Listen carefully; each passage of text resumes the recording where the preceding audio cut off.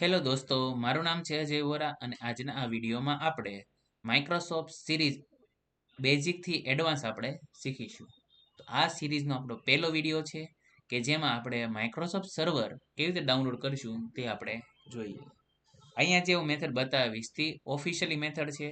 કોઈ ક્રેક મેથડથી સોફ્ટવેરને ક્રેક કરવાનું આપણે અહીંયા શીખીશું નહીં. ઓકે, તો આપણે સૌપ્રથમ આપણે બ્રાઉઝરમાં જઈશું અને આપણે અહીંયા ટાઈપ કરીશું માઇક્રોસોફ્ટ ઇવોલ્યુશન સેન્ટર અને અહીંયા આપણે પહેલી વેબસાઇટ મળશે. આપણે તેના પર ક્લિક કરીશું. તો અહીંયા આપણે ઇવોલ્યુશન સેન્ટરનો મતલબ એવો થાય છે કે માઇક્રોસોફ્ટ કોઈ પણ પ્રોડક્ટ લોન્ચ કરે તે પહેલા આપણને ટ્રાયલ માટે આપણને આપશે અને એમાં કોઈ પણ ખામી હોય તો માઇક્રોસોફ્ટ પાસે જશે અને તે લોકો સોલ્વ કરશે અને પછી એનું નવું એડિશન પબ્લિકલી લોન્ચ કરે. તો અહીંયા આપણે વિન્ડોઝ ઓપરેટિંગ સિસ્ટમ માટે જોતા હોય તો વિન્ડોઝ એન્ટરપ્રાઇઝ આપણને મળશે અને સર્વર માટે આપણે વિન્ડોઝ સર્વર 2025 આપણને અહીંયા મળશે.